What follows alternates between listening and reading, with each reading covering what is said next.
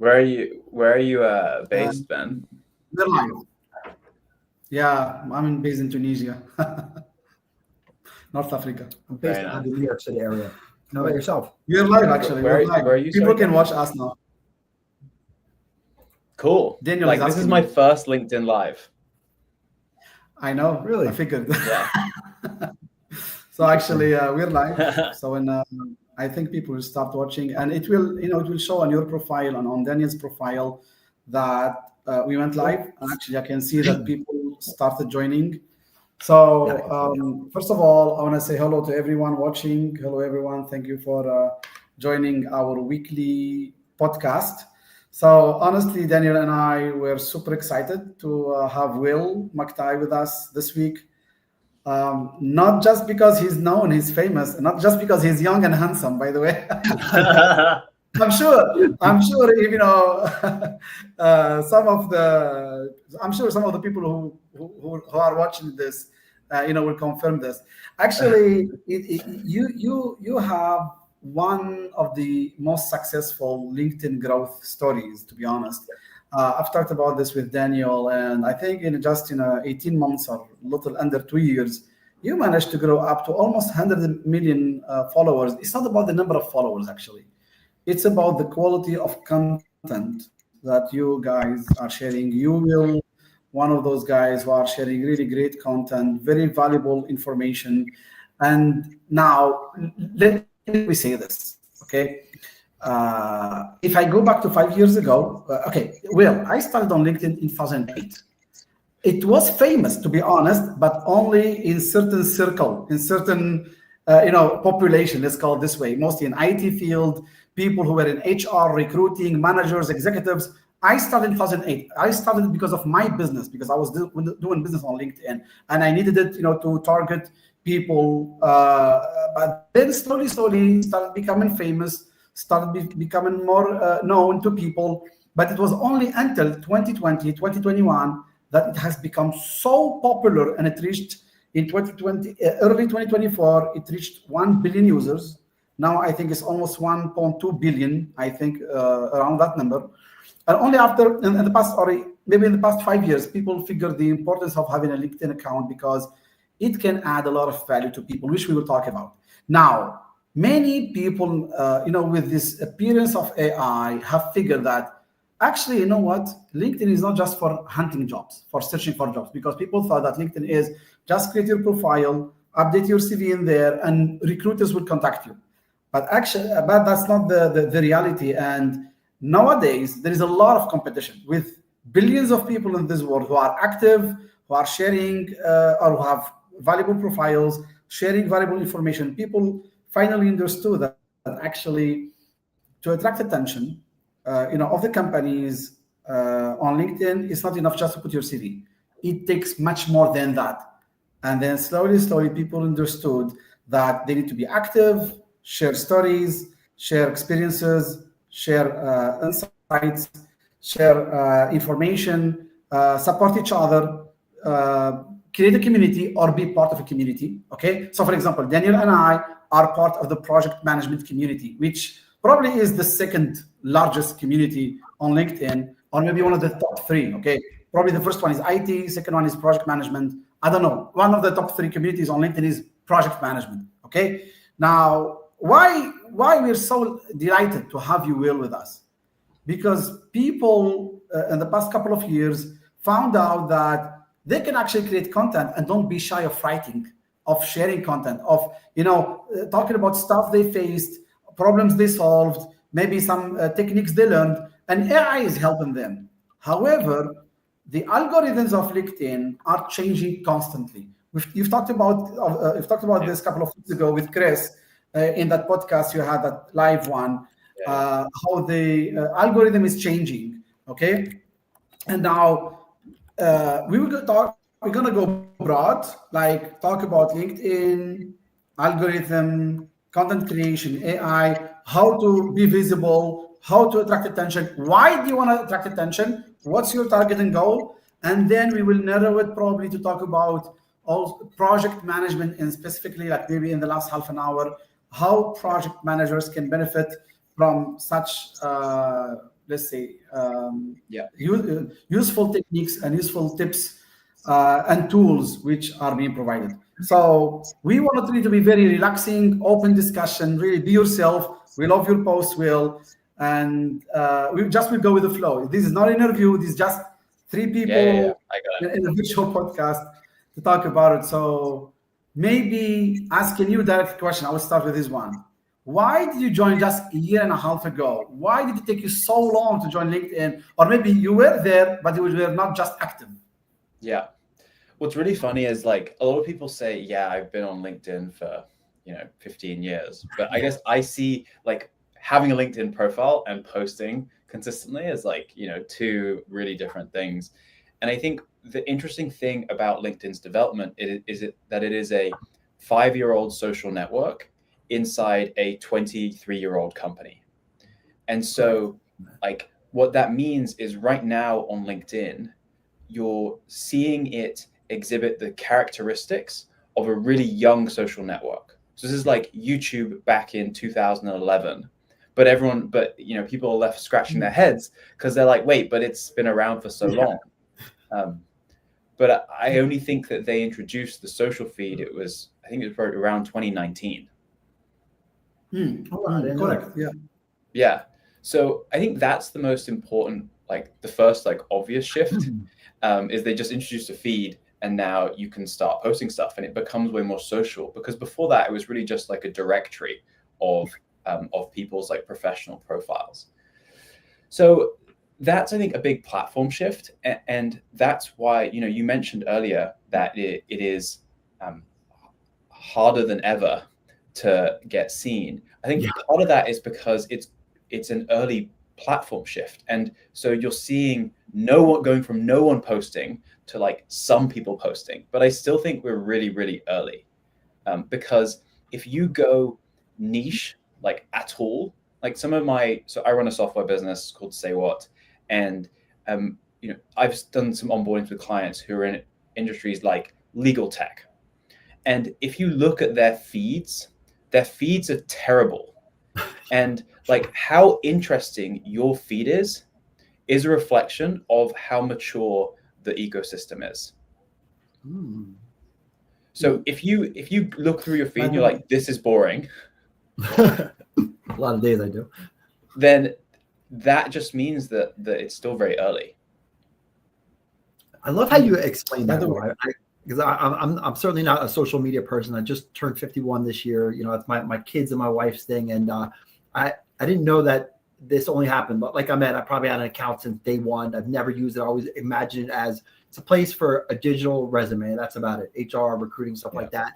And it wasn't until I lost my job at the end of last year, around about a year ago exactly today, where I started writing on LinkedIn really just to kind of get some of my frustration out. Me and my team got laid off, and just started to write it a little bit. And quickly, I got to get in some engagement with people. I got to merge with other project managers, just kind of keep in the loop until I found a job. And just like yourself, of course, on a much, much, much, much, much smaller level, it kind of spun off into a lot of great opportunities. Working with Ahmed, building a business that supports project managers, and just the things that are possible from this are just absolutely amazing. But I couldn't agree more. Again, with a little bit of social media experience, and even when I talk to my wife about it, who's active on a lot of socials, owning her own businesses, she kind of laughs at LinkedIn all the time. It's like, you guys literally are like day one kind of people. Like you guys aren't there yet. And it's just funny how it's progressed. But the way you frame that is exactly how I imagined it. But yeah, it's been quite frustrating over the last month, especially with or the last few months, especially with the algorithm change, or what I presume was the algorithm change. Usually when I see all my data go disappearing for a few hours and I check with other people, everyone's having the same experience and there's no known outages. Ordinarily something very quickly is different after that. Obviously, the saves and some of the other things popped up, but I've got a lot. I'm not that big of a creator. It's not something wanted to do. It's not something that I love to do on a lot of days. I'm sure, as you know, it's very frustrating or challenging sometimes. A lot of time-consuming stuff. But some of the questions I get specifically, everyone wants to talk to you today. They're very excited that you're on, and they kind of wanted to know, with this last change, or especially with the stuff that you and Chris were talking about on your guys' session a few weeks ago. kind of how to kind of navigate that, taking what you said, where it's kind of in its infancy stage, maybe a few years, but from the data I see, we get about 1% of the people on here actually create content. Do they? And how many of those people actually create content consistently? I'm not sure of those numbers. You would definitely know better than I would. But kind of, for people starting out, or people that have been trying to get content, create content and really aren't moving forward at all, like getting no traction, especially with some of these last changes. Like what's some of the things that you would kind of give to? I don't mean tips and tricks, like just kind of insights into again, why this is so important, like you were talking about earlier, for businesses, not just for people, businesses. Well, the reason it's so important, and look, so similar to you, Daniel, like I did my MBA at Stanford, and I remember there was a class on like social media, on like building your reputation online. And I was sitting there like, like why would you ever need to do this? And fast forward a year and a half later, and like I built my first company. I raised some venture capital money, and the company did not succeed. So I decided to shut it down. But during the process, I had a competitor, and the competitor's founder had a big personal brand on Twitter. And while I was there, like cold messaging everyone on Telegram, going to conferences, like just showing up places so that people would have a conversation with me, this guy basically walked into any meeting that he wanted with anyone, despite having, what I thought was a worse product. So that was one of those moments where I was like, hang on, like this is really useful, just like having some clout. Then when I started, so I shut down that business and I started trying to figure out, okay, what do I build next? And I wanted to use that principle of trying to get attention first before doing anything new. And because of what I'd just seen in my last company. And so I just started posting on LinkedIn, and, like you, I was in a bit of a lull moment. Like I had a bit more time on my hands because I was going through this like exploratory work, which meant that I had, the headspace to focus on it. Because I think a big thing is that there aren't that many, super sharp people who are like focused on content creation right now. No, I haven't met many. I look at my Stanford MBA class, which is, the traditional like creme de la creme, and there's 3 or 4 people out of 450 who have any personal brand and have really devoted much towards it, which I think means that it's still really early. I agree. When the people who right now want to get a job at McKinsey or Goldman Sachs start wanting to create content instead, that's when it's mature. And like we're not at that point yet. No, I couldn't agree more with that. As advanced as it seems, at least from my perception of it, it seems, again, just very much like your discussion with LinkedIn, it seems like, especially for professionals, maybe not the other stuff like kids and clothing, lipstick, stuff like that, but for like professionals, both personal and corporate, or enterprise, that it is in a place where it's so small. Like you were saying, so many, even SMBs or enterprise companies, they have no idea how to do this. So they kind of outsource it to people who most of the time, from what I hear, don't have any experience. Any idea either, blow it up because there's not really that many people that are honing in on this craft, especially focusing on very specific platforms to try to leverage this. LinkedIn being one of them, where it's great for corporations and enterprise, SMB, everyone in between. The thing as well. Oh, sorry, you're going to say something, Ahmed? No, it's okay, Will. Go on. The thing as well, you mentioned platforms. Like every platform has a different tone. Like, for example, LinkedIn, on LinkedIn, it's your professional network. So people are more likely to engage with content that makes them look like good Samaritans in front of their network, which is why all this like toxic boss and introvert content just does really well all the time. Oh God, it's half my feed. But and that's not to say that obviously there are toxic bosses, and obviously introverts do need to be supported in the workplace, but people look good when they support that content in front of their colleagues, their customers. But if you have a post that's on here's how to negotiate a salary against your boss, like, people aren't going to engage with that publicly. No, absolutely not. Actually, Will, the other way around. Actually, I spend hours every day analyzing posts, and I figured that the posts that attract the most attention are those provocative posts, like how would you win a debate with your manager? How would you negotiate a salary with your boss? Really, what's a toxic manager? Like difference between toxic manager and like great leader. Really, these posts are attracting the most attention. Some of the people who are posting about this stuff, you know them very well, and their posts are getting thousands and thousands of likes. Why? Because some people think that these posts are a reflection of their inner thoughts. Yeah, really. I would separate those two groups. I would separate the ones that are a reflection of their inner thoughts, which is like good managers versus bad manager. From here are like practical skills that I can use, but maybe I don't want people to see me using. So like salary negotiations, I think fits into that category where like, my salary negotiation posts, carousels will have at times got more than 1 million views, but like 600 likes. Because I had a few of those. Everyone saves them because they're like, next time I go to a meeting with my manager, I'm gonna whip this out. Yeah, I've noticed that, especially with the saves and the sends lately. That to me, because LinkedIn has good data, but it's not great data. Especially when you're a creator, you're trying to develop and move forward and leverage and do all the things that actually kind of get you to where you want to get to.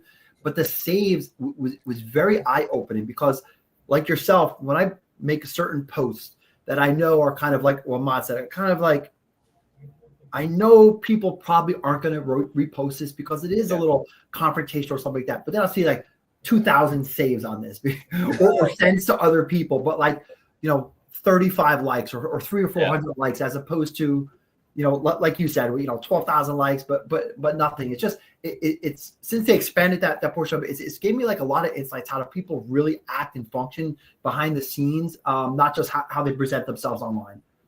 Yeah, 100%. Completely 100%. It's and that's very different to other platforms. Like TikTok is just everyone's going at each other, so anonymity. I think a big reason is the lack of anonymity on LinkedIn, which means people are nicer. They behave better than they would on other platforms. And so it's generally a nicer environment, but it also means it can lack some authentic conversation. The one thing I would say, Ahmed, that is really important that you mentioned is saying something provocative or interesting is just increasingly important, because what a lot of people think when they make content is they think that they're talking in a conversation like this, where, me, Ahmed, and Daniel have opted in to spending an hour and a half chatting together. And so if I ramble, you're slightly more accommodating because you've agreed in advance that you want to actually have this conversation. Whereas like when you're creating, and that's how most people create content, they assume people actually care about what they have to say. And the reality is that the way people interact with your content, especially when you're starting out, is they don't give a shit about you. Like they don't know who you are, and you need to tell them why they should listen to you. It's the equivalent of busking on the street. And think about last time when someone tried to stop you on the street. Like, when did you stop? How interesting was the thing that they said to you? And that's the bar in content creation. You have to be that interesting in your hook. Will, you mentioned something that attracted my attention earlier. You said you have frequented people in some high-profile universities. Yeah. You mentioned some of these universities, and you said, in a class of 400 to 500 people, maybe just a handful of people, they really worked on branding, like, creating their own brands, what kind of image they want people to perceive them, their own colors, their logo.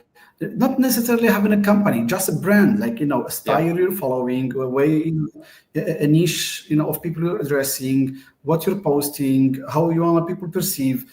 And that was really surprising for me, because I thought people realized way longer than now, or way before than now, that the more visible you are, and I'll put visible between brackets, okay? The more visible you are, the more known you are, the more potential you have, to speak to people you never thought you could speak to make deals or business with companies or people you thought you couldn't reach. The easier it is for you to penetrate, into some marketplaces, some companies, etc.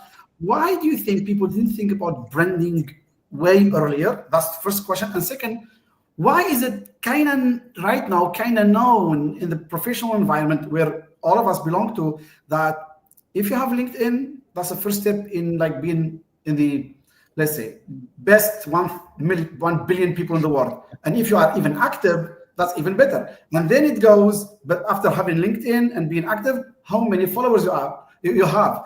The higher the number, the more prestigious and maybe expensive you could be for companies to hire you. How reasonable or how realistic is this? Lots to react to there. I'm trying to decide where to start. So I think I'll first start on your point around prestigious people not understanding branding. So we had a marketing class at Stanford, and it was like, here's a case study from 1990 from a paper company, and here's the 5-part framework to analyze like their marketing strategy. It was just very, and maybe it's changed since I left 3 years ago, but it was just so impractical that is what marketing looks like in higher institutions, educational institutions. Whereas what it should actually look like is some of the things you mentioned. Okay, if I want to have a brand, I should use the same colors. Like here's how you create like your own brand color scheme. Okay, how do you talk on social media? Oh, you educate people and you help solve their problems.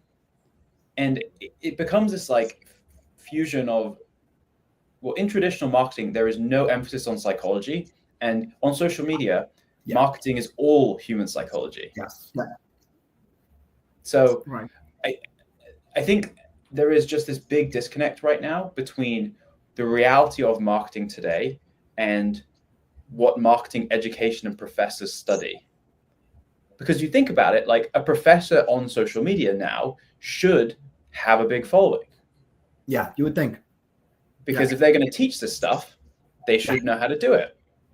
I actually had an idea. I wanted to go back to Stanford to teach like a very practical class on over a 10-week period, you have to post content 5 times a week. And there'll be like prizes and like small groups, like accountability groups. And then the people who get the most followers by the end or go the most viral win something. Because that would be like practically useful skills. Yeah. That could help. That's crazy, man. That's great. Oh God. I feel like we're like kindred spirits, my friend. But yeah, so and thank you, man. And again, beyond like being an admirer from the side, and seeing you and Chris are probably the 2 primary people that I obviously absorbed so much, like probably 3. If I'm not on your guys' profile, I'm reading stuff you guys done, YouTube channel, all the documents, all the emails. I subscribe to everything you guys got going on. Oh, thanks, man. I just constantly going through this stuff because you guys are making it happen. And again, especially with the changes and the report that you guys put out last time, which was, again, very eye-opening. Even from the last one that you guys did, there were some changes on there that were pretty significant, at least in my view. And kind of bringing it back to like the branding and the content creation part of it. I was having a conversation with someone the other day, and they're kind of starting to like get into this, right? They know they need to do this. They lost their job. They're kind of in the same place I was. And I was trying to give them, the little bit of knowledge I have. I am still a newbie. I am by no means, even when people, oh my God, no, I'm not. I'm literally like this big in the creator world, and I don't even. Dude, you're pretty mature, but anyway, keep going. Oh, thank you. Yeah. Everyone's like, how do you get so many likes? You don't even have no images or nothing. I'm like, I don't know. I I just write posts. That's it. I don't care about all that stuff. But I know I need to do it. But yeah, like, and then it just made me think of a lot of other conversations I had with other people and some of the questions I get, right? Like as an example, I want to be a project manager, or I want to write about project manager or leadership or HR, whatever it is. Yeah. How do I start like niching this, right? And even or should I, right? Because when I first started doing this, the first month it was just me blabbing to the world because I lost my job and I felt bad for myself. Then I said, there's something here. I kind of started writing some content, got a few likes, like 5. I was so excited to get like my first 100 views. I think there you go. And then all of a sudden, I started to do the thing I see most people do in the beginning, right? Again, project manager. I write all the frameworks, all this stuff everyone knows, or all this stuff you can Google in 2 minutes. And I quickly found out no one cares about any of that stuff. That's nice, but how do you use it? What experience have you had using that? What blew up in your face when you tried to implement that? When you dealt with this kind of person that you're talking about in this framework or book or certification, how did it apply to you? How did you overcome this challenge? Once I made that small shift real quick, all of a sudden, boom, thousands of likes, millions of views on content. And I try to explain that to people, but I see them not moving off from there. They want to stay in a place where, and I can understand this because sometimes they're trying to start their own business or gain clients. So they don't want to post things like that, a little bit more provocative, I'm a little bit more provocative sometimes. They want to kind of keep it generic, but they're not getting any engagement because it's generic and no one cares. But they're using it in a way, I guess, to show that they're smart for a client or potential employer, but they're not getting anywhere. Then they're frustrated, but then they don't change strategy. So if someone was kind of in that place, just starting out, getting their feet wet, and trying to decide how to write, not the niche particularly, but kind of how to attack that, or maybe 2 or 3. Yeah. What kind of guidance would you give, kind of in line with that? Like again, not the generic crap. But kind of get you away. I want to share my screen because I want to show one slide that I think just like really sums this stuff up. You had some good stuff. So this is a slide I presented in the live webinar a few weeks ago, but I think it is just like the most important slide for someone starting out, which is that like everyone knows the 80-20 rule. Your 20% of work will get you 80% of your results. In content, it is 90-20. So that means that your top 20% of content will get your 90% of your views. And so just to bring that to life, if you post 5 posts in a month, and in reality, you would post more than that, but if you do 5 posts in a month, that means it's most likely that one post will get 9,000 views and the other 4 will get 250. Sounds about right. So what does that mean? It means that you need to be interesting. Exactly. You need to be brave in what you talk about, because nowadays that is where you will win. Yeah.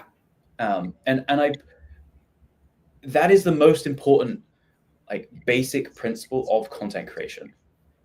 Because to your point, a lot of people start off in generic land, and they say generic nothings. Exactly. And that is not what will help you build a notable brand. For sure. And so the next question is, part of me is like, okay, well, what do I talk about? It's you have to go through your life experiences and pick out the most interesting framings of different experiences. That's it. And that's literally the switch. Well, the minute I made that decision, and again, I have to give some props to my wife who creates content on every platform except this and is very successful in her businesses and things. Love it. Kind of told me something like that. I was like, oh, light bulb went off. And literally within a week or two of making that small shift, all of a sudden things exploded. I felt like, all of a sudden my content was going everywhere and I was getting thousands of followers a week. Doesn't happen like that anymore, but that small shift. And again, I try to explain that to people, but they just want to go the safe route. And in 2025, going into 2026, I would say, maybe in the 1950s, that'd be a good way to go. But 2026 almost, you can't play it safe. If you want to be someone looks at your face, sees your picture, sees your profile, whatever application you're on, and knows like that's you and you're this person, this is what you do, and you talk about this, your brand, and you don't have to say anything. They just see your face and they know what you're all about. That doesn't happen by posting that generic stuff. Yeah. Although the flip side of that question is, and I might get myself in trouble. I say this a lot. There's a lot of content creators I see that are massive. I'm not talking about you guys, like lots of other people, where they post like very generic stuff, like stuff, kind of what you were talking about before, maybe not the toxic boss, but kind of a little bit more generic, like 12 steps to do, 4 steps not to do, 9 steps not to do, 4 steps, right? And then like me and Ahmed look at these, they got 14,000 likes in 1 minute. Not in 1 minute, but like an hour or so. And meanwhile, like you're busting out great content, it's good. I know it might be a little shift in algorithm, but still it calms down and you get back into your groove. I know they have a lot of followers, obviously they have a lot of reach. So I have a question, since you're kind of not in that nonsense group, but the big creator group for sure. From your perspective, your point of view, I don't want to get you in trouble either, but do you think that people like do that? I'm not talking about like they're, for your friends at their level, like not all the people like that. I'm talking about like, don't worry about caveats. Right? I don't want to mention any names or anything, but do you think, again, besides their friends, creators commenting, do you think most people are just going and commenting on that just for visibility with the hopes that it then goes out to see your name at top? Because most of the comments are crap. They're very generic. And the post itself, my 8-year-old daughter could have written a better one. And it's so irrelevant and generic that I don't even understand why they would do that. And then I look and it's 1.6 million followers, 450 followers. And then I see there's people with 2,000 followers writing content that would knock your socks off in our little bubble, the Project Magic world. And it's great, and it's exciting, and it's energetic, and it's real, and it's different. And nothing, no traction at all. But then I see these and it's like me and Ahmed having a conversation on that. It drives me crazy, man. It drives me crazy. So what I would say is that like how well your content can perform depends on the number of people that can relate to it. Yeah. So a lot of these messages that you're describing are universally relatable experiences. For sure. Like, don't be a bad boss. Everyone at some point in their career has had a bad boss. Everyone. Yeah. And so 1.2 billion people can relate to it. Yes. Whereas, use the example of like legal tech again. Yeah. There's a much smaller number of people that can actually relate to that concept. And so how well your post can perform just depends on the number of people that can relate to it. Yes. That's the upper limit. So I'd say that as the first point. And then the second point I would say is that like I used to post like a lot of top tips content. Same. I don't really do it as much anymore because it's not as novel and useful. Yeah, even the data that you presented. Like you're talking about top tips, like top recommendations, top tools, top things. Just like here are 7 ways to like improve your headache. Actually saw one like that not so long ago for your headache. Yeah. The 7 top tips for stuff. I mean, I still do it sometimes, but I tend not to do it as much. It used to be all the content on LinkedIn. That's all I saw when I first started a year ago. And everything was like that. Still look at today. I saw at least a handful of posts like that. Like here's top 10 stuff, top 10, top 15, top 20. Yeah, look, it really depends, Will. It really depends on what kind of top stuff you're talking about. If it's tools, if it's something just so general, so generic, it's just some habits. I want to correct something you said earlier. I want to correct it. See, let me tell you. It was way before 2019 when was it? When was it? When did they introduce the feed? Yeah. So, for example, when I quit the last job, I was working as a full-time employee. It was in 2015, and I quit it because I wanted to concentrate on my company. It was in 2015. In 2015, we had feed. I was writing posts. People were interacting. We were commenting on each other's posts. So I think the feed was introduced, if I'm not mistaken, in 2012. 2012, 2013. I think around that period, because 2015 I was writing posts. And people were like, Yeah. but it was not right now. People just upload a certificate, maybe wrote a post themselves. I used to write long posts as well, but it got much more interesting in the past 5 or 6 years. And let me be more specific. In the last 2 to 3 years, it has improved a lot. But LinkedIn, because I can see from the comments of people watching us right now, many project managers, many people from the project management world. And let me tell you, really, Will, project management is in the top 3 professions or in top 3 of professionals existing on LinkedIn. Why? Let me tell you this. I know you're an IT guy. Let's say you're generally an IT guy, okay? In this work, there are 2 types of activities, either project-related work or operational-related work, okay? So even you in IT, if, for example, you're doing just customer support, daily customer support, that's operational work. But what you mentioned, what you've done in your 12 to 13-year career, you've been doing project management, but you just call it software, you call it AI, you call it company, you call it brand. All of that is project management, covered by the biggest umbrella of project management. So many project managers know that. You see, we are some of the well-paid profiles. So really, in every project I worked, I had senior IT guys, senior developers, senior engineers, but the project manager was the highest paid person most of the time. The project manager, the scrum master, whatever. So many people watching us are saying this. We want to show our skills, showcase our work. We want the companies, the recruiters, the executives to know that we really have such solid knowledge. So for solid knowledge, we know tools, and some of them have this wish. When they write something, people could read, could interact. You gave a tip earlier. You said, talk about your personal experiences. You had a problem in that project. How did you solve it?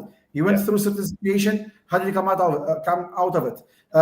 What is the tool that saved you a lot of time or made you bring such money or value to the company? But some people tried this. It was successful first 1, 2, 3 posts. Daniel is still successful. He's got this very attractive way of writing things I love so much. But some others fell into the trap of their ego. Okay, the people thought, oh, that person is so full of himself or herself. Now, how to do it? How to share value? Talk about your experiences, but without falling in that trap of showing off too much. Yeah, I think the most important thing is that you leave the reader with something useful. Yeah. Okay, good. So I think the reality is, like, you have to, particularly when you're starting out, you have to tell people in your hooks, like, why they should listen to you. But the mistake I see people make is they then just write the story for themselves rather than leaving people with a takeaway. Like, even when I do story posts, I'm always thinking, okay, how can my target audience find inspiration in this, find something useful in this, and take it away and use it tomorrow? Yeah, I think that's a good one. That's a good one. Yeah. So I think people in general are way more likely to fall into the camp of being too boring than too egotistical on social media, particularly when they're starting out.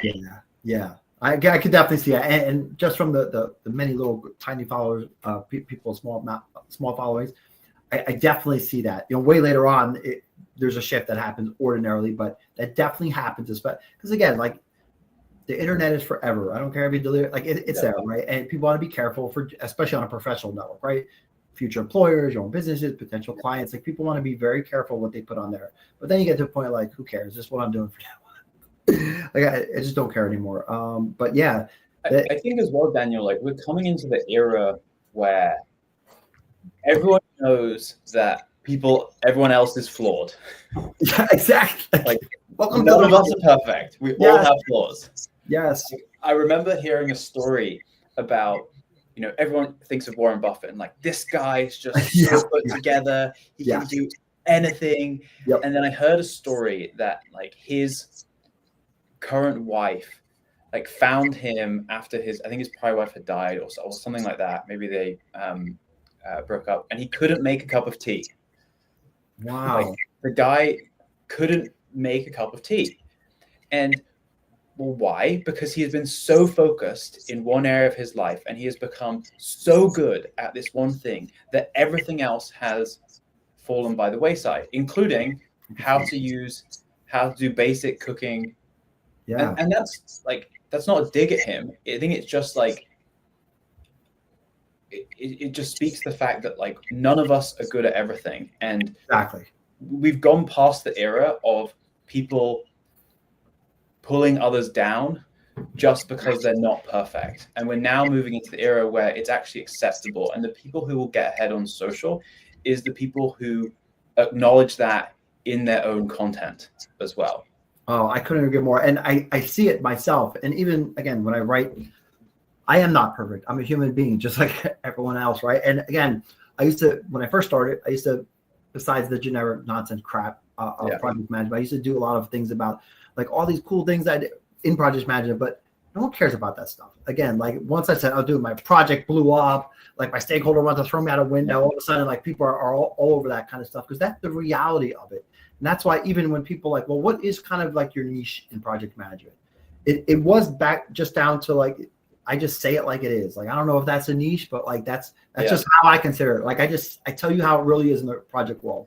And obviously, or not obviously, but apparently it's helped thousands of people. I get messages all day and all the people on the community I built, but I don't see that many people doing that, although I do see people doing that. And, then I get to a point where right around 50,000 followers, which it seems to be some kind of like weird point, at least from how I see other people's view, maybe not in all niches, but in project management, they get to around 50,000. It feels like you hit some kind of ceiling. Because there was like a month or two where I was like getting no followers, and I was some of the posts or reposts that got like 4 million views. Right. Like now they're getting 6 likes, and once I felt like, is that it? Like now, do I step out?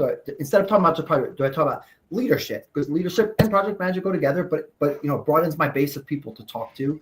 Maybe let's get into leadership management, teamwork. They all kind of revolve around project management, and even more lately, once I did that, not to that extent, but just where I then kind of brought it out to leadership and already have a decent sized following.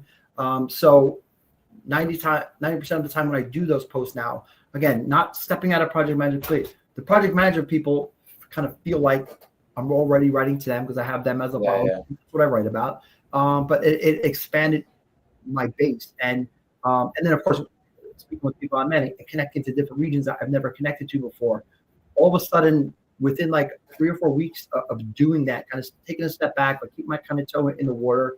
After I felt like I was hitting this all of a sudden 15,000 followers in 2 weeks. Now it's plateaued a lot since, like, but down to like 200 followers a day. But still, like a lot of people ask me this kind of question, almost in line with that.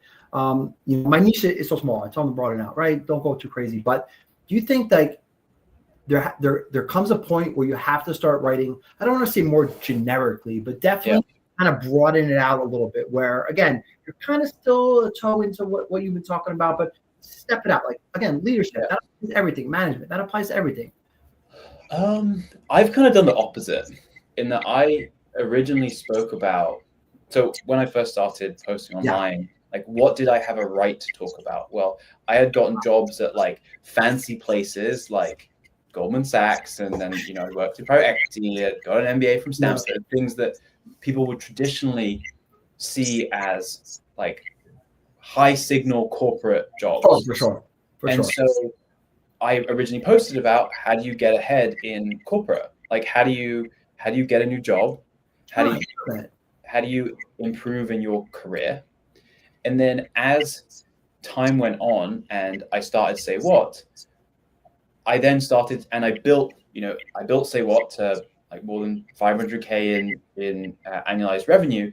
Then I started talking to the solopreneur market more because I'd done that with one other person. And so I had gained new experience that allowed me to speak to that audience. I also started creating more content on how do you create effective content to grow your business. Yeah. And now, most recently, I'm now starting to help B2B execs at companies who are, even further behind than the individual and small business owner market. And so as I'm learning frameworks with my current clients, I'm now in the process of like creating content around that. Oh, that's awesome. That's awesome. I have a question. No, I'm sorry. Go ahead, Amit. Please. As a person, you see, you're younger than us. You're younger than Daniel and me. You're in the perfect age of someone who is right, in the middle of the social media. Because some people in my age, social media for them is just Facebook and Instagram. Hardly Instagram, just Facebook. So that's the main social media they know. People in my age, up to Daniel's age, it's not so like.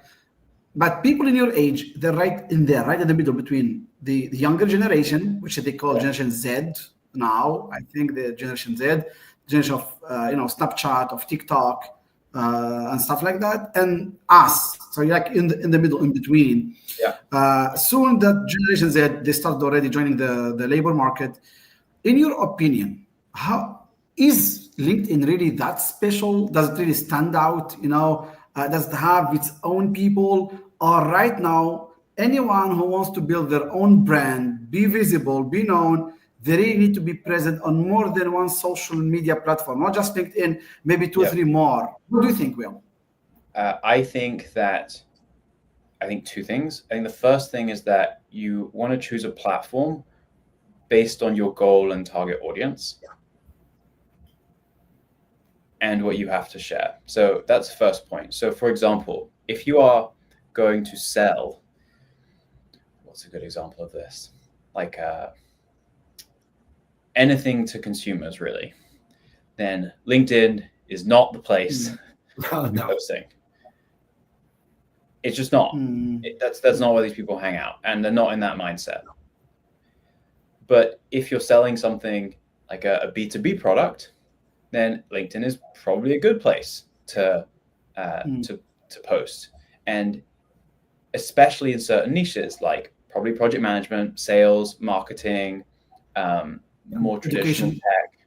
Yeah, communication coaching, any leadership coaching. It's a good place to post.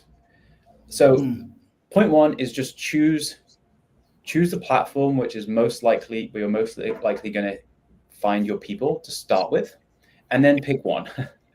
And you can max pick two if you have resources and you can have a team. But the problem is you need to understand the platform psychology, and you need to understand how to make good content in that format. So I only did LinkedIn for my first year. Then I started doing newsletter, seriously. And now I've started doing YouTube and Instagram that I'm making good money from my LinkedIn content and businesses that I can use to reinvest in the other platforms. But I would generally start with one. Yeah, one's enough. 12 hours a day sometimes on this thing. Because you need to get good at it. And remember the 90-20 rule. Like, you are not going to get your top 20% of content if you don't pay attention. No, absolutely not. I couldn't agree more. And that I was excited to see that slide again, because that was one of my favorite slides from the session the other day. I have another question that I get people. Everyone was so excited you were coming on. Like, I got all these crazy questions from people. So also something I noticed myself, but a few others have asked me, again, kind of going back to like that 50,000K follower mark, a little bit less or more. I notice a lot of people that, in my mind, when I started really being active on the platform, October, November of last year, when I came on, they were like telling you how to become LinkedIn content creators. I have 200,000-300,000 followers. Everyone has a class now. The grandmothers have a class. Like, everyone seems to be selling LinkedIn content creation stuff. But then I look back at some of their stuff, and I see, like, when they were 20, 30, they were like project managers, leadership coaches, this, that, they were carpenter, like all different kinds of crazy things. And that's all they wrote about. And they got to kind of a point where I guess it was profitable, right? Because everyone wants to know how to be profitable. It's a money maker if you be profitable on LinkedIn. But do you see a lot of that, or like, am I just imagining that? Or some of the people I talk to, like there's a lot of big project managers that, not many, but there are a lot of them that, again, once they kind of got to around 50, 60, 70,000, all of a sudden now they're LinkedIn content creator people. Not like they're obviously they're content creators, but that's what they do now. It's all they talk about. They don't talk about what they do. Obviously, there's a lot of money in that. A lot of classes are very expensive and all well worth it, of course, for the ROI on that. But do you notice that? Do you see that? Do you suggest that? I'm sure you do, right? Like I could name like 30 off the top of my head. Yeah. Well, it's the joke around like multi-level marketing. Oh, I got good at LinkedIn marketing. Now I'm going to teach you too. And look, right, I've actually, in the last like 6 months, I've actually witnessed the transition. Before I just saw the after effect. Now I'm actually seeing some people move into it that were very successful in whatever they were doing. And now they're kind of, you get 50,000 files or some version of that number, and all of a sudden, you know everything, right? And now you want to like build out these classes when there's quite a few good ones, like Chris's, say all the different platforms, all the people that actually invested the time, energy, and money into building platforms and tools and courses that actually work, that drive real results, not just, hey, I got some great posts and all of a sudden I could tell you how to do it too for $5,000. Yeah. Well, it's like there are so many, but LinkedIn specifically, there are so many people that hate their jobs in corporate. Oh yeah, I'm finding that as well. Like a lot of the reason that people come into these programs is that they want to create more independence in their lives. Yeah. Which makes sense. Yeah. And so they want to build an asset for themselves, and the personal brand is one of those. So I think it is just like a large opportunity, and it's very obvious and in front of people's faces. Yeah. That's, I think, why a lot of people end up doing it. And look, I have a software tool that, helps people do that. So like I'm a product of that system. Yeah. So yeah, I think it definitely is very common at the start of a platform shift. Yeah.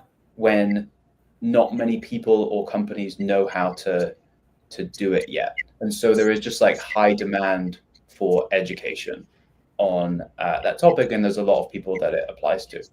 Yeah, no, for sure, and I see it myself all the time. We read a lot of articles and stuff like that, and even I've talked to some of those people personally, like this, and they've almost described that's exactly how they wound up and where they are today for that same exact reason, because they want to now move into some kind of market, SMB or enterprise, and now they realize that their potential, they have the following, they have the brand, and they're better positioned to kind of now pitch that stuff to the enterprise or the SMB market, as opposed to what they were talking about 6 months, a year ago. Yeah. And people also just like want to change business. They get bored, right? Like, yeah. I'm the same way. Yeah. Especially nowadays. Yeah. Not that that's a good thing, but it just, it does. Yeah. But Ahmed, sorry, you're going to say something. No problem. There is a question that many people are asking, how can people be sure that we really understand LinkedIn's algorithm? Because I personally don't know of any person who works directly at LinkedIn who came out and said, okay, guys, now for this quarter or for this semester or for this year or even for this month, this is now what works. Commenting first, liking first, sharing videos or carousels or this or that. But you spent a huge amount of effort and time with your colleagues, Chris and the others, on analyzing over 300,000 posts from the tools you guys are using, and you try to share with us the most you can based on really what you could arrive, at. But still, we're missing someone directly from LinkedIn coming out to us and saying, "Now this is what will work because we've changed the parameters," or someone. But how can we be sure that's really how LinkedIn works properly or correctly? Yeah, I mean, no one outside of LinkedIn can be sure of how LinkedIn's algorithm works. Yeah, that'd be nice. Everything that we do is we look at correlations. Yeah. Between post formats, for example, like on average, how well does a text post do? How well does a carousel do? And then we would just add our qualitative analysis on top of that. So, I mean, that's how we approach it. Anyone who says that they truly Yeah. So causally, what is driving stuff is lying. That's just not true. Oh yeah, 100%. Yeah, they'd be a quadrillionaire if they knew that. Yeah. And then I think the second thing is like this is still pretty new territory for LinkedIn. Like, Yeah. they have not historically been a social network. I don't think there are many people at LinkedIn who create content consistently. And so, you know, from my conversations with them, they're going through like having to go through like a mindset shift of, okay, how do we support this group of people who are posting stuff? Yeah. And I think that is still, you know, a work in progress. Interesting. Right. Interesting. Okay. So, no, that's a good answer. Well, and again, I see a lot of this stuff, right? And I actually know a few people that work at LinkedIn. Like I joke around with them, can get me the algorithm, whatever. Of course, they have no idea what the hell I'm talking about. But that'd be nice. And you know, but you know, putting that aside, the stuff that you and Chris put together is literally, I feel like I'm opening the ball. It's so well thought out. The base that you guys are like pulling this stuff from. One question that I had specifically, not from someone else, is when you put that data together, how do you kind of distinguish, you know, 300,000 posts, you know, obviously, you know, carousels, images do better. Everyone kind of seems to agree on that in essence. But when you're like gauging these things, do you also take into consideration like number of followers, number of post impressions, or is it just these 300,000 posts, they're the same, this one did good, this one didn't? It could have been because they have 300,000 followers. This one didn't do good because he had 3 followers. So well, I mean, in the data we look at, we generally show median numbers. Yeah. So we try to not include or try to adjust for outliers. Both. That's kind of where I was going with that. Is that kind of how you get to where you get to with those numbers? Yeah. So I'll just share my screen. It's probably easier than me explaining. Yeah. So here it is. Yeah. So these numbers here are like median post impressions by quarter is based on, you know, for that quarter, all the posts we have in our database, what is the number of impressions that the middle post got? And yeah, that's basically how we look at a lot of stuff. And then we just also look at a lot of like top 1% by follower growth. So for example, here, this would be like a top 1% post. So rather than taking the middle post, we take the post that is in that quarter, the middle of the top 1%, which here would be like 282,000 impressions. No, that makes a lot of sense. And that's, I thought that maybe it wasn't the last session, but another session, or maybe in one of the emails or the packages you guys put together. I thought that's what you said. But I just wanted to confirm that, because that to me, that makes the most sense. Like, what else can you really do without actually having access to the database itself and trying to figure some of that stuff out? But we look at medians in general, and then there are times when we'll also look at like top 1% creators in terms of growth, because that's obviously like a lot of people want to be in the top 1%. It's just like a helpful frame. Actually, on that, I mean, I see numbers all the time. Yeah. For what kind of, where do you need to be like in the top 1%? Like 100,000 followers, 200, 500,000, 1 million followers? I mean, obviously you guys we always think about it in terms of follower growth. We don't think about it in terms of got it. That makes sense. Yeah, because having a lot of followers does not mean that you will get a lot of engagement on your content. Well, no, I see people in project management for followers, people have over 200,000 people. The only reason they have those people is because they do the LinkedIn classes. So inherently they get a new follower. They post every day and get 1 like, 2 likes, 3 likes. Meanwhile, they have 4 times as many followers as me, 10 times as many followers as me, and no one pays attention to them. Exactly how you just stated. Yeah, exactly. And what were you going to ask? When you said the top 1%, that's in terms of growth in number of followers. Yeah. Okay, you've analyzed thousands of profiles. You know, for someone to be the top 1%, how many new followers they need to have per month to be considered the top 1%? Give me number, not percentage. About 5,000 in the last quarter. 5,000. Makes sense. 5,000 a month. Yeah. I was on my way there until they changed the algorithm. Yeah, I mean, it's a lot harder recently. Yeah. Literally, once I read your report, the 60, my data tracks exactly to that chart. Like everything you guys did, I'm like, man, these guys are like in my stuff. It tracks. I mean, now it's back on the upswing, but it tracked to it like to the 0.0001%. Everything you guys did. Yeah. It's definitely harder now. Yeah. Would you say that? I have an embarrassing question. Yeah, no, I have an embarrassing question because I've received this question from many people. You don't have to answer it. I'm honest. You don't have to answer it if you think it's not okay. All right. There are many highly visible profiles on LinkedIn with 100,000, 200,000, 500,000, 1 million and a half of followers. Mm-hmm. And the moment they post something, they receive 80 to 200 comments from the other highly visible profiles.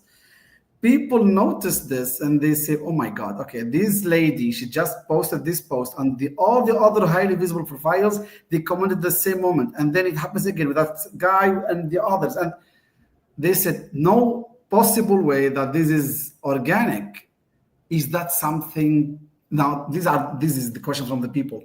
Is this automated or is it organic? Is it half-half? And how does it help them build the network and grow? People are asking this. I know part of the answer. I see it all the time. Yeah, you're the right person to answer. For sure. So let me just explain the science of like commenting and where this all started. Yes, please do. I'll get into it, which is that on LinkedIn, when someone comments on your post, theoretically, it is shown then to a small portion of their audience. So for example, if I comment on Daniel's post, it tells the algorithm, oh, like Will likes Daniel's content. Maybe some of Will's followers will also like it too. Yeah. And so that is why, and obviously people saw that early on and they decide like, okay, well, let me get more people to comment on my post. The reality is that in the early days of anyone building their account, it is hard to get attention. Oh yeah. In the first place. And so like when you're starting a company, a lot of the people who support you initially are people who you know. Maybe it's your investors, maybe it's like your friends. Like people who get to know each other and then start supporting each other. Like when I started posting on LinkedIn, I found a bunch of other people. Someone worked at Goldman, someone had other people who were talking about similar topics, and I would like get on calls with them. I would get to know them, and then I would support their content every single day. Same. And in return, I hoped that they would support my content back. And like that is what people do. It just makes sense. Like because when you're starting out, like it's hard to get visibility, and it's different to a platform like Instagram, where there is a better mechanism for showing people things that they might find interesting. Yeah. That said, I think where people then go with this conversation is, oh, the reason that I'm not growing is because I don't have people commenting on my post. Yeah. That is wrong.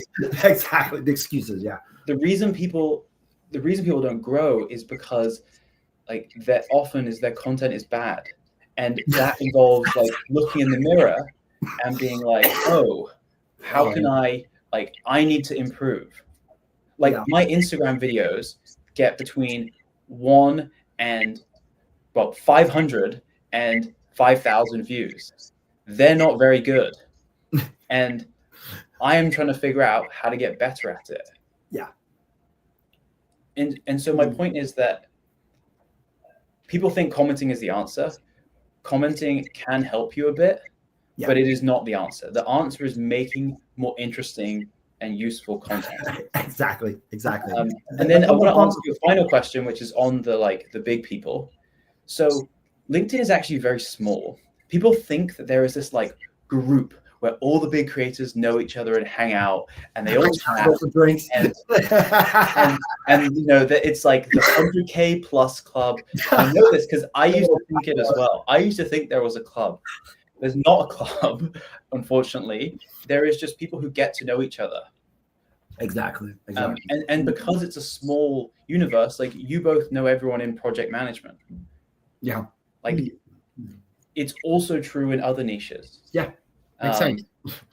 And so, you know, when I go to London, I'll work at Chris Donnelly's office, and nice. like he's now become like a close friend of mine.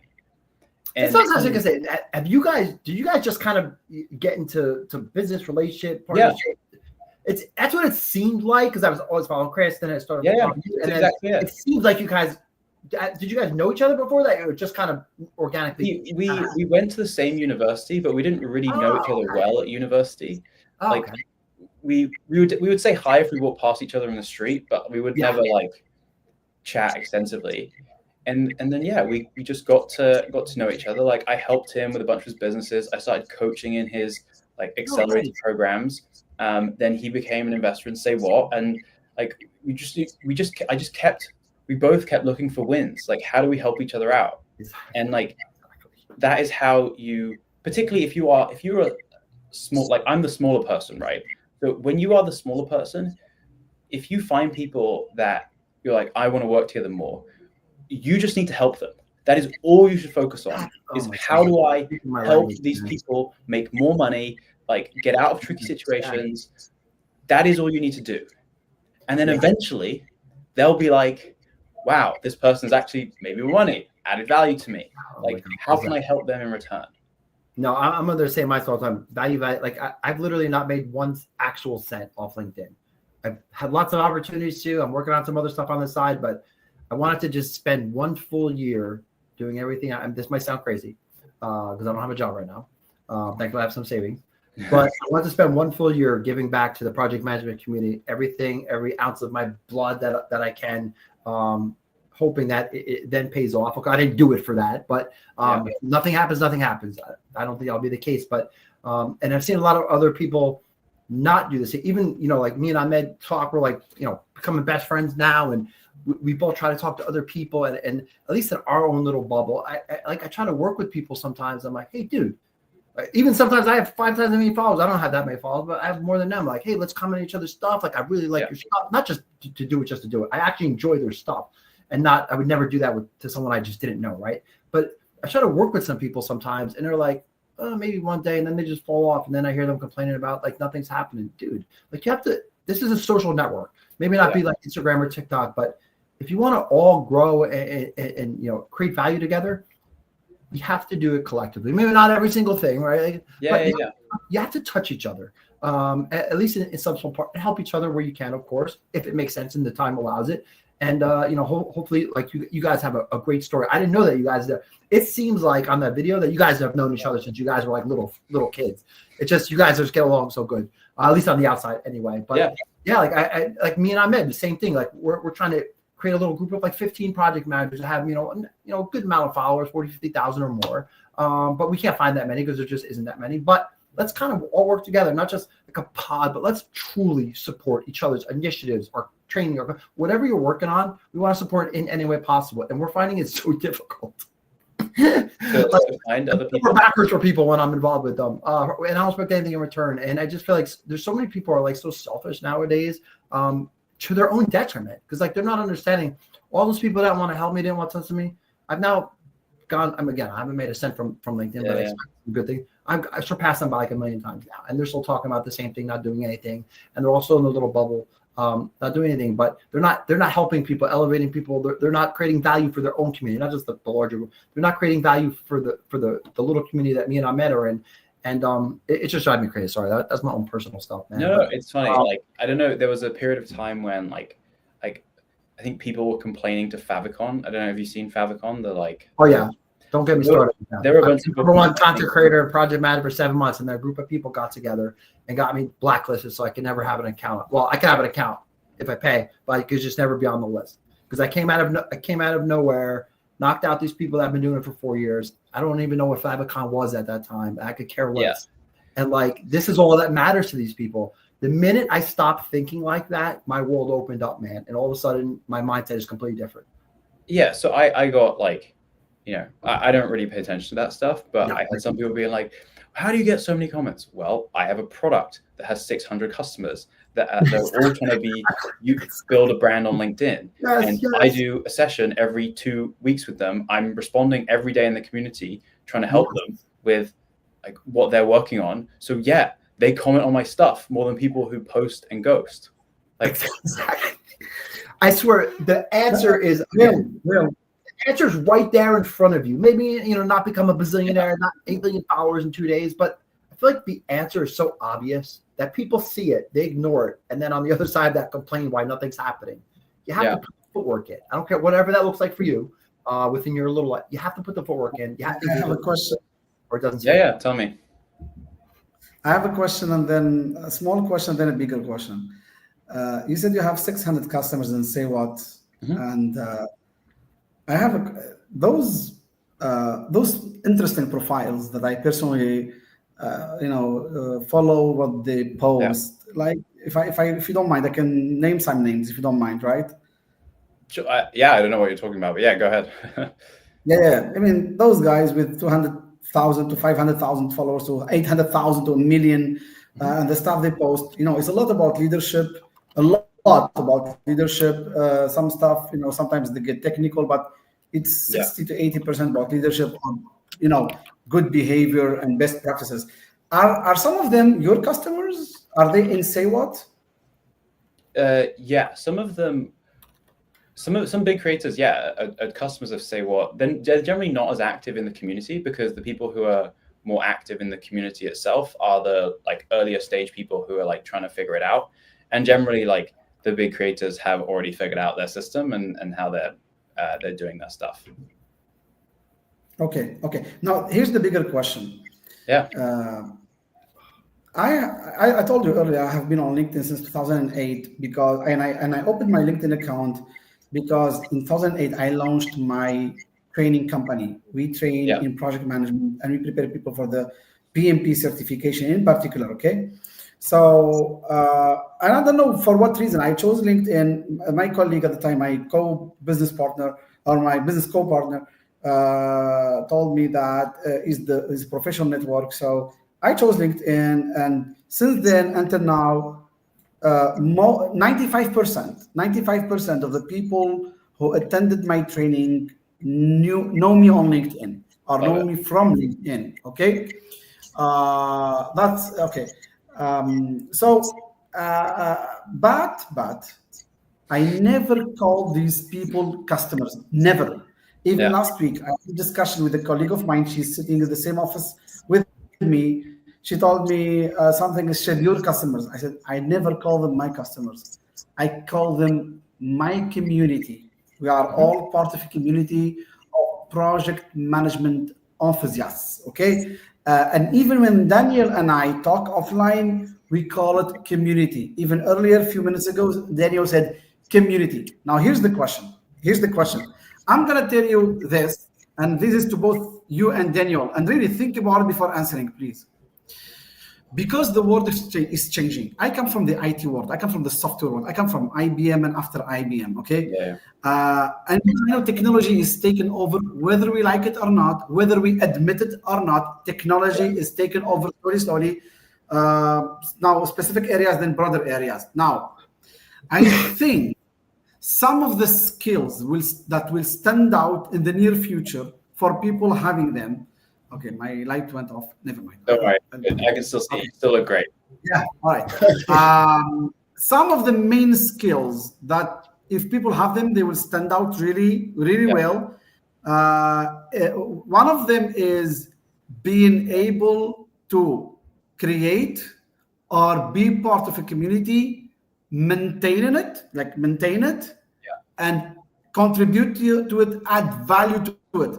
Whether that community means people online, whether it means some activities you do on site, whether it means your neighborhood, people from your neighborhood. But really, I don't mean community manager. We use it now just to describe someone who's answering comments on a social media platform. I mean being a community leader.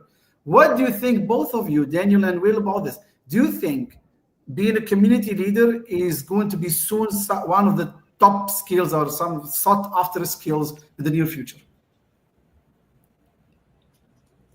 I would frame it slightly differently than like community leader, but I think it's the same for me. It's like it's still the same thing, which is like what are the two broadly like most useful new skills that you can develop? And the reason I say new is because when something is new, you have the opportunity to be one of the first. Yeah. And when you are one of the first, you make more money.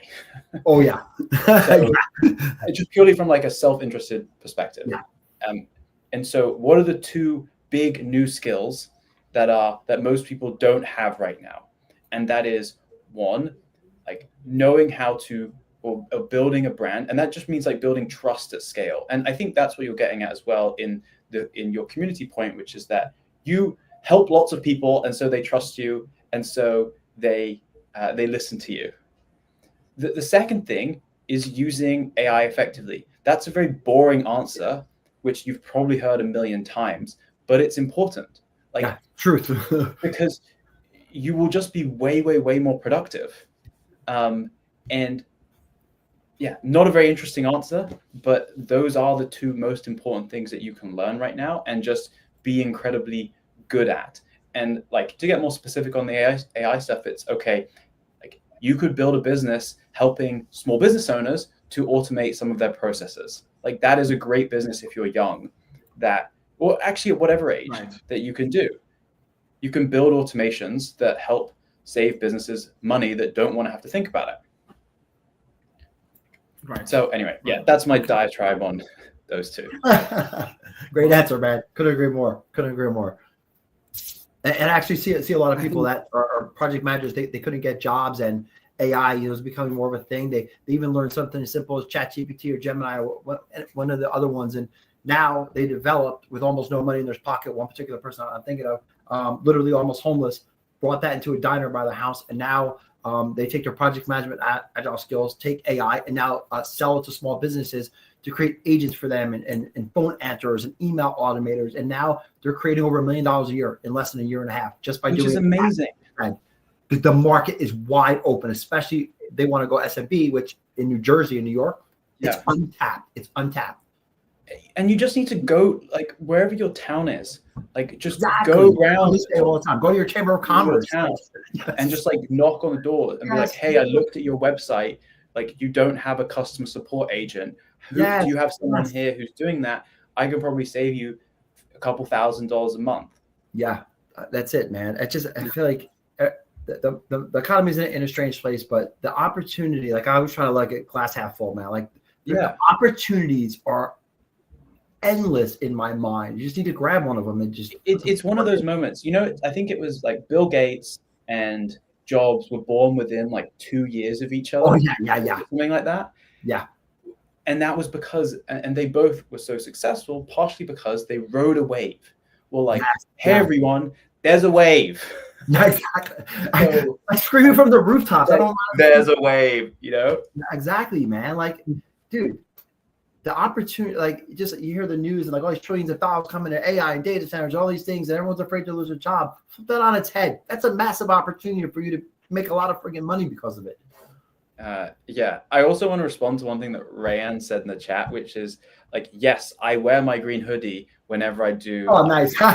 Like public stuff because it's part of brand identity. It's my favorite hoodie. It's frankly getting tired right now, and so my wife and I are just trying to find on the internet other green hoodies because it's out of stock. That's funny, man. That's funny. But dude, you definitely, do what you preach, man. And I noticed the same thing. I wasn't sure if that was why. Maybe you just wore that. But again, like in my mind, you've created a brand. Like when I see your face or any of the million things I've subscribed to, man, like besides the respect that I have for you personally, also, thanks. You're like making it happen, man. And like people could just learn from the things that even this much. Oh my God, their lives would be so much better instead of sitting on their butt complaining about why they don't have this, why this didn't happen, why this is happening for me. Just do it. Like I just don't understand it, man. To your point, this is why I never talk about bad bosses. because I find it a really disempowering topic. Yes, me too, man. Me too. And like when you're blaming other people for your problems, you just give away your power to like change your life. God, yes. And like the most important like thing that I live by is just like taking control of your own life and just like working hard and like trying to get into a place where you're achieving things that you want to achieve, because like that's what life's about, just making progress. Exactly, man. You're speaking my language, my friend. You're speaking my language. By the way, guys, I think we didn't have too many questions today on this session, because I think people are so much interested in the conversation itself that they forgot to put their people questions. are messaging me privately, which is, I don't understand why. People are, like, some of those questions that came are from people that I know. They're like, ask all this, dude, just put it in the comments. Like, that's what I'm talking about. I just don't understand.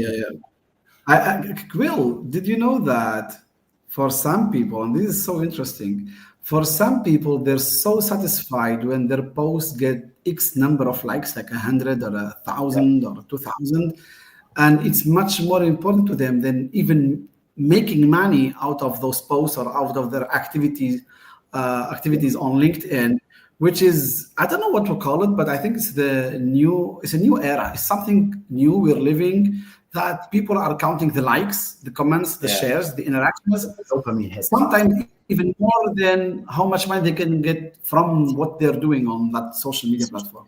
I don't know if you noticed this or not. Yeah, I mean, I think there are a lot of people who play that game because, you know, like I speak a lot in my community about just like, or just anywhere, my newsletters, just anywhere, about the importance of making your content like relevant for your target audience.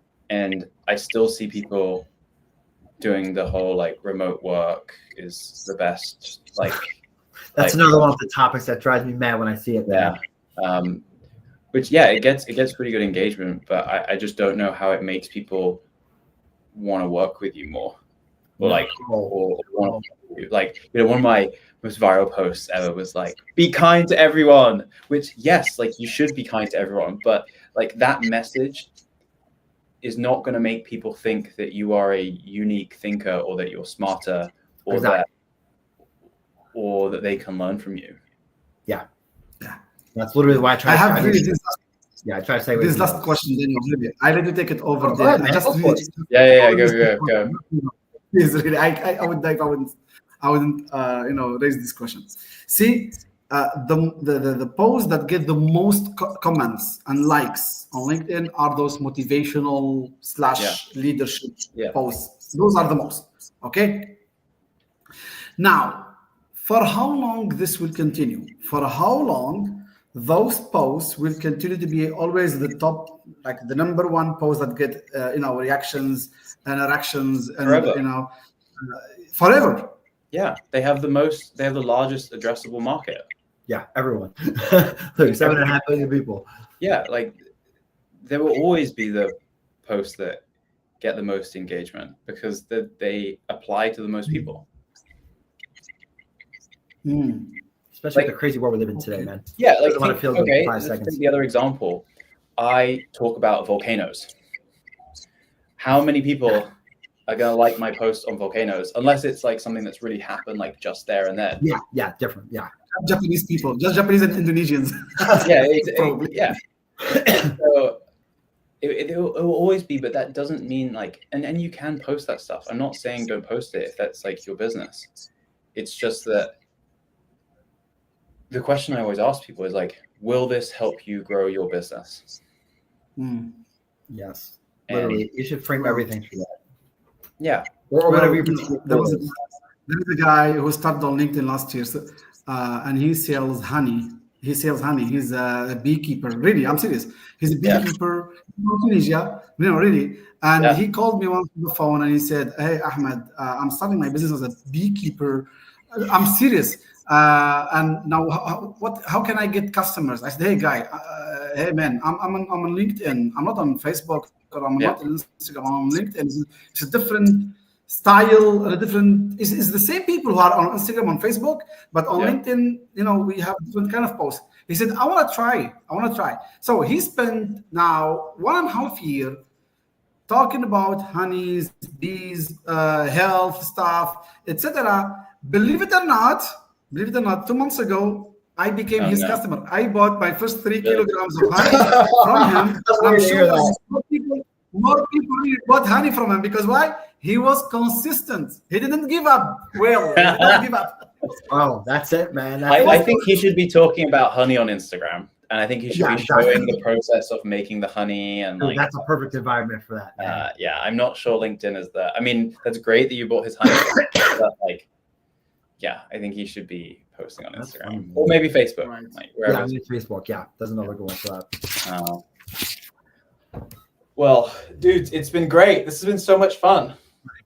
I know. I want to Thank talk you. about all these other things, but dude, you're just such an awesome dude, man. Like you're just such a great guy. Like, I guess you're not one of those people that's like, says one thing, the business, and then like you're just a good human being. I really appreciate Thanks. it. Yeah, this has been so much fun. Like, this is my first LinkedIn Live, so. Oh yeah, you said. Oh my god. Yeah. I've only done like 3 or 4. Like I've been on camera many times. Like I'm just Yeah. kind of just like LinkedIn posting. Like I'm just kind of getting comfortable. Although I don't have a problem doing it. It just still feels new, very yeah, good. it's new. And I think it's fun and like I It think is. it's helpful people just get to know you a bit better as well. Oh, Like, absolutely. No, it's been good, man. And again, really, for me personally, dude, you're rocking it, man. Like Thanks. the deepest Yeah, respect to you, Chris, all the things you're working on separately, collectively, and like I'm literally like your biggest supporter from the outside, man. Keep up the great work, man. Definitely keep giving us the data, man. Yeah. Offices definitely need that stuff, man. It's been great to hang out with both of you. So yeah, thanks for asking me, Ahmed. And yeah, hopefully this was useful to everyone who was listening. How do I post this to my profile? I can ask you that afterwards. It's you see, I really love your support, Will, and I appreciate that we have people like you on LinkedIn, really young blood who are bringing so much value and growing so fast. I really love that so much. So what you do is, I would love if you could share a word about our today's podcast. Just go to my profile, like share it from my profile, then add whatever you want to add. I'm sure people would love to hear you on your profile. Thank you, Daniel. Thank you, Will. I really appreciate this. Thank you, guys, man. And we'll be talking, guys, offline. Thank you so much. See you. Bye. Thank you so much. Have a great day, guys. Bye. Okay, I'm ending this, Daniel.